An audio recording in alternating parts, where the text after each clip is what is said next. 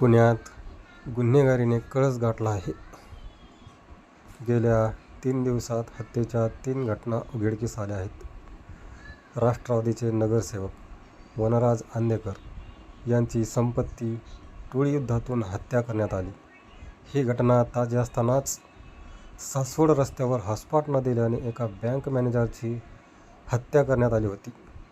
यानंतर रात्री गुलटेवाडी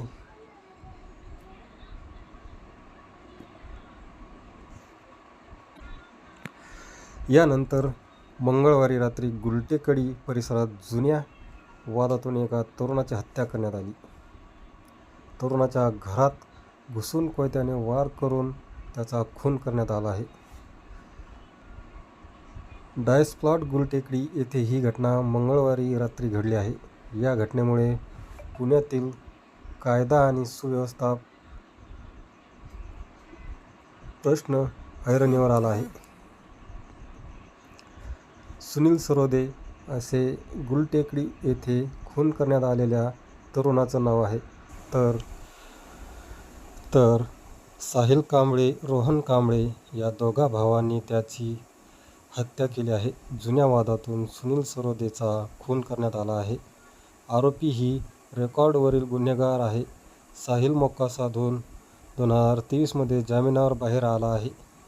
पोलिसांनी दिलेल्या माहितीनुसार मोक्यातील जामिनावर सुटलेले रोहन कांबळे, शिवचरण कांबळे यांनी सुनील सरोदे याची हत्या केली. 7 जुलै रोजी आरोपी रोहनचा वाढदिवस होता. त्यावेळी सरोदेने त्याला मारहाण केली होती. त्या रागातून मंगळवारी रात्री कांबळे बंधू त्याच्या घरी गेले.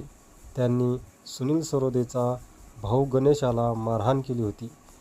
त्यावेळी सुनील मध्ये आला. आरोपीने कोयता काढून त्याच्या गळ्यावर वार केला.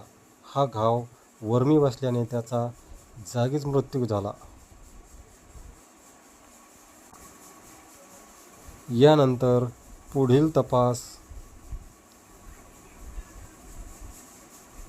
चालू आहे.